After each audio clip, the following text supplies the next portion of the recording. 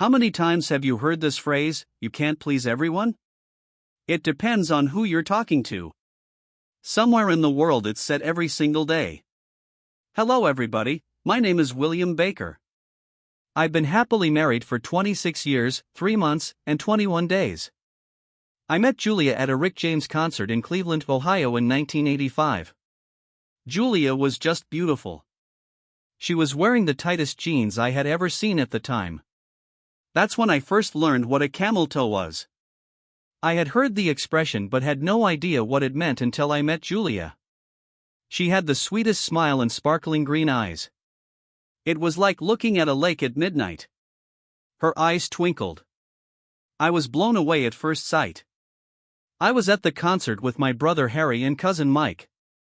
Harry took us along because his girlfriend Sarah could only go to the concert if her sisters were with her. Sarah was the oldest, Julia was the youngest, and Mike ended up with 230-pound Martha. Martha scared the hell out of me. My height was 185 pounds and Mike was smaller than me.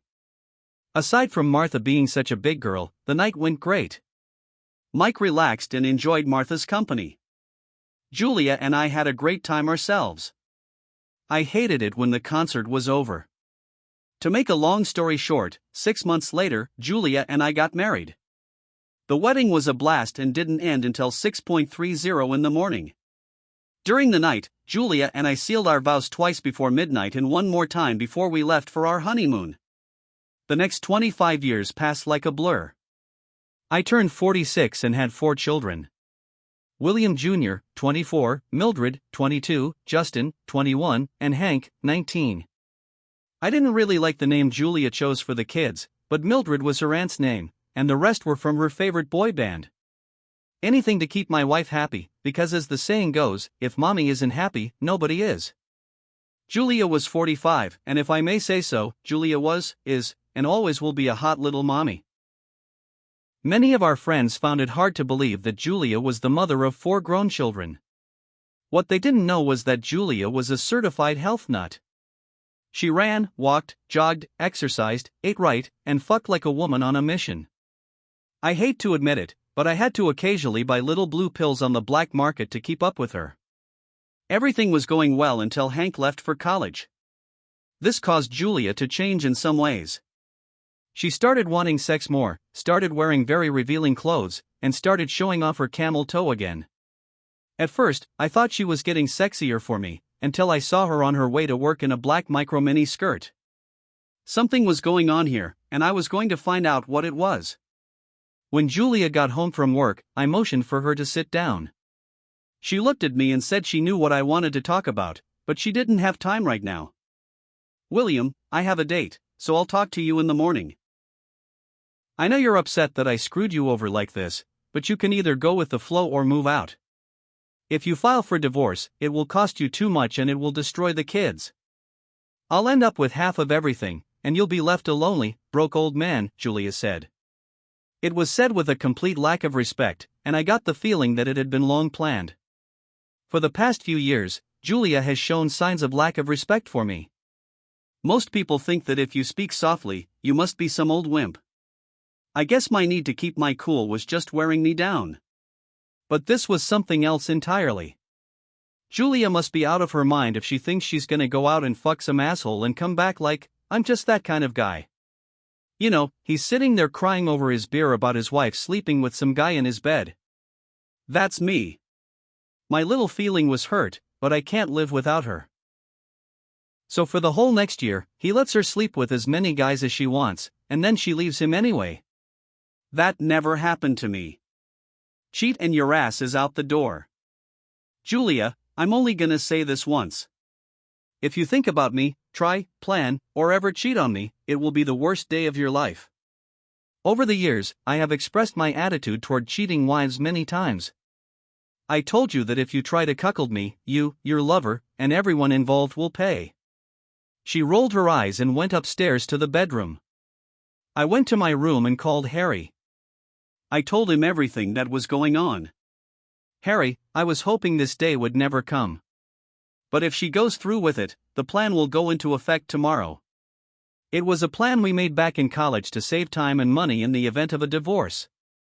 Julia didn't know we didn't own anything.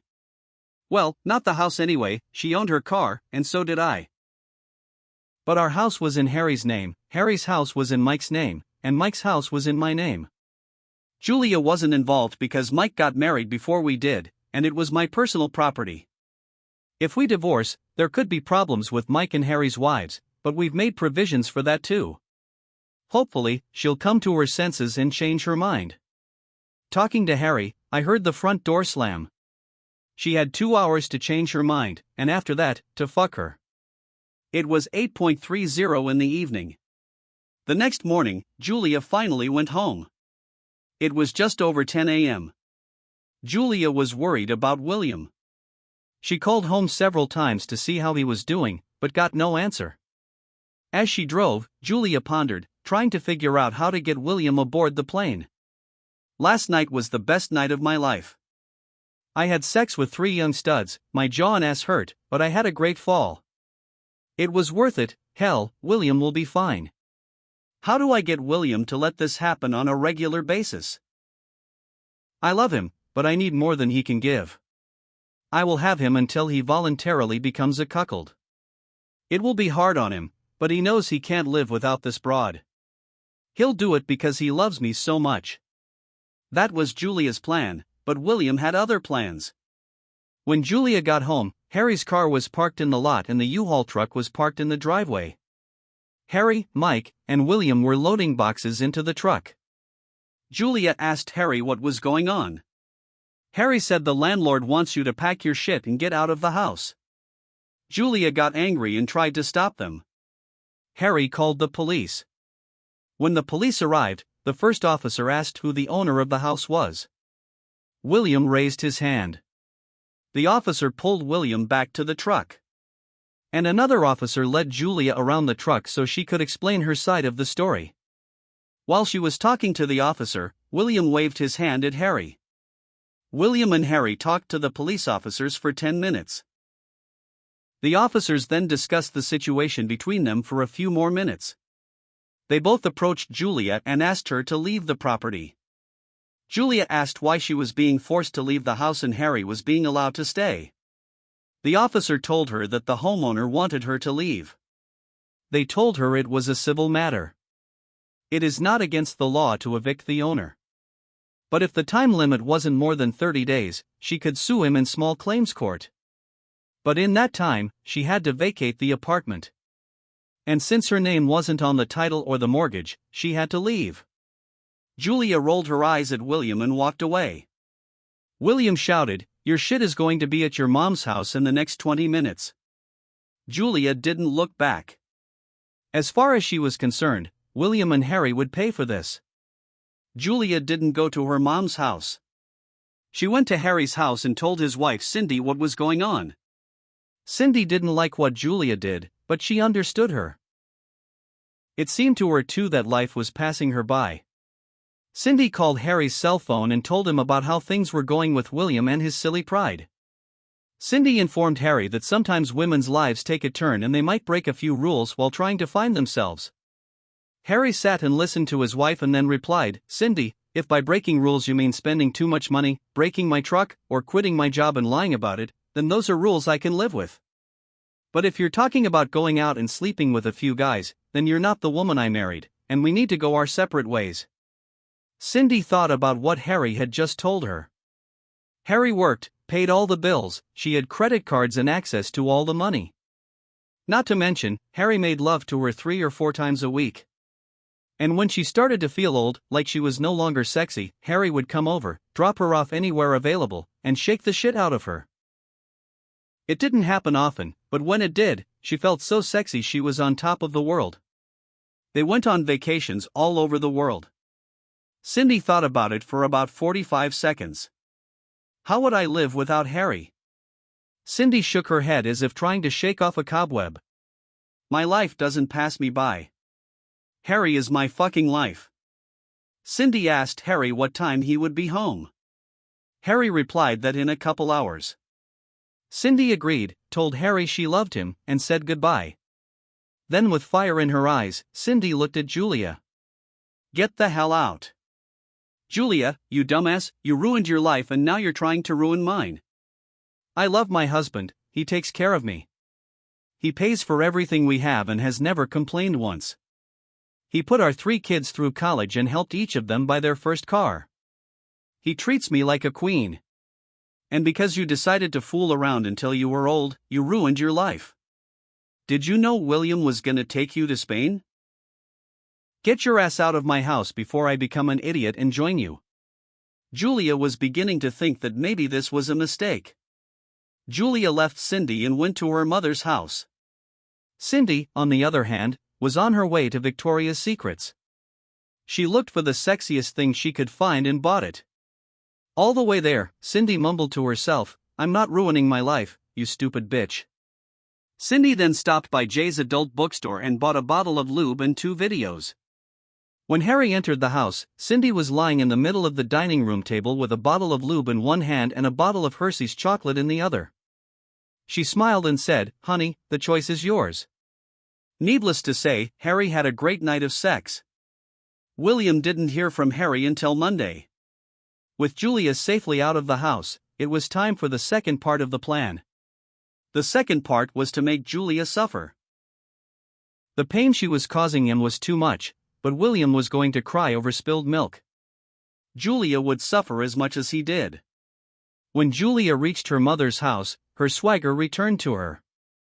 William won't realize what hit him when she's done. I'm going to clean his ass out. I'm going to own him and everything he owns. A few days later, Julia wondered why William hadn't tried to call her.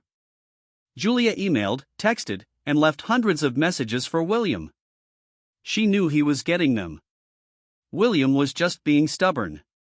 In Julia's opinion, William couldn't live without her.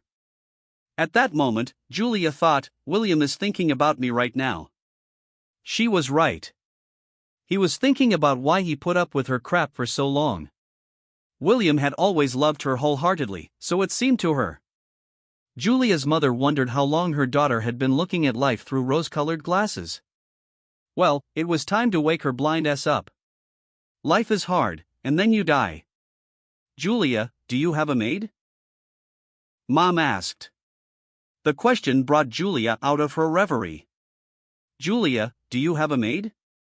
No, ma'am, Julia replied. Then get your lazy ass over here and clean up. Go to the baby. It's dawn and you have things to do. Mom told Julia. Julia hoped she would be home soon. She knew her mom was a slave. It had been 4 days of living hell with her mom. Clean this, wash that, rearrange your lazy ass. Julia didn't know how much more she could take. Julia Baker, is that you? Julia didn't recognize the man, but he had to know her from somewhere. Julia answered that yes, it was me. He was a bad-looking man, so she smiled sweetly at him. He handed her the package, said, You've been served, and left. Serviced? What was serviced? Thought Julia. Julia's mom went outside to check on Julia and found her passed out in the front yard. It was William's divorce papers. Julia's mom turned on the water hose and splashed her in the face. Julia woke up and hissed. Julia looked at the papers and was about to pass out again when her mom splashed her again. Julia, get your lazy ass up and get in the house, stop napping in the yard. Mom, what should I do? Julia asked. Julia, I blame your father. He's been blowing sunshine up your ass for years. If we had taught you to think and act like a woman instead of your father treating you like a princess, you wouldn't be here now. Julia, you know how your father and I grew up. Life on the farm was hard, long hours, long days, and short nights. Your father wanted the best for you, so he sacrificed so you could have a better life. And you spit on his sacrifices. Your father loved William as one of our sons. Your father would roll over in his grave if he knew you were coming to him as a slutty whore. I listened to you call William and how the hell it was his fault you couldn't keep your legs closed. I wanted to come over, punch you in the face, and kick your stupid ass out of my house. You just released the best thing in your life. Julia, there are millions of women who want a man like William. He's a catch. He's loyal. He works hard and he doesn't complain. He'd die for you. And you've given up on him because you feel ugly and you're getting old. So what if you're not going to live forever? That's not going to happen. We all live and we all die, some faster than others. If your father was alive today, I'd be gouging out his eyes and you'd be sleeping on the porch. But instead, I'm explaining life to a 45-year-old dumbass. Julia, we didn't raise a moron, but that's exactly what you turned out to be. Julia, your sweet spot is not made of silver, gold, or platinum, nor does it have Superman's cape hanging out of it. Just so you know, the only difference between sex and love is the feeling you have for the person you're having sex with. Let's go back to the day you lost your husband.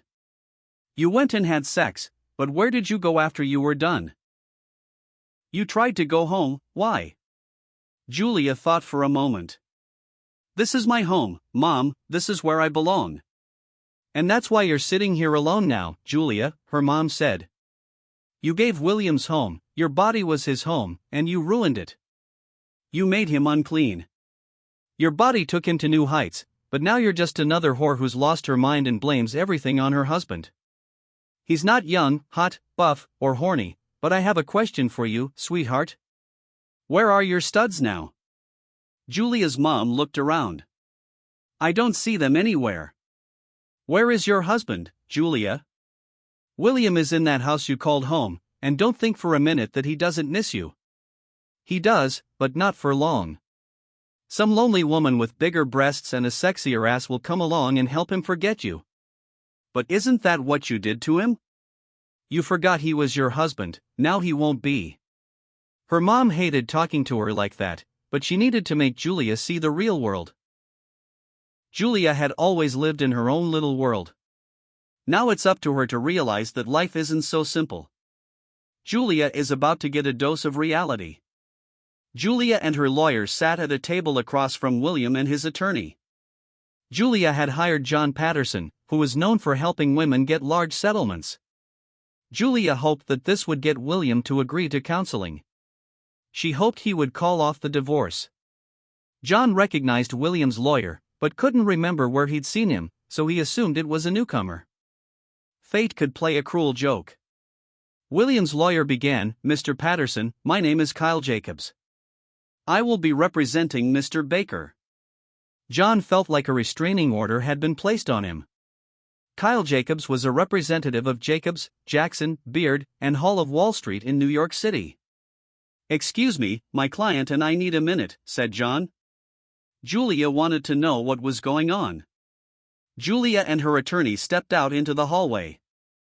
Julia, is your husband rich? John asked.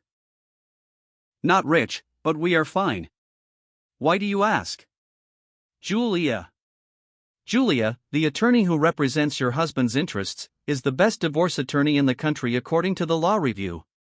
He's represented senators, billionaires, millionaires, and at least half of the Fortune 500.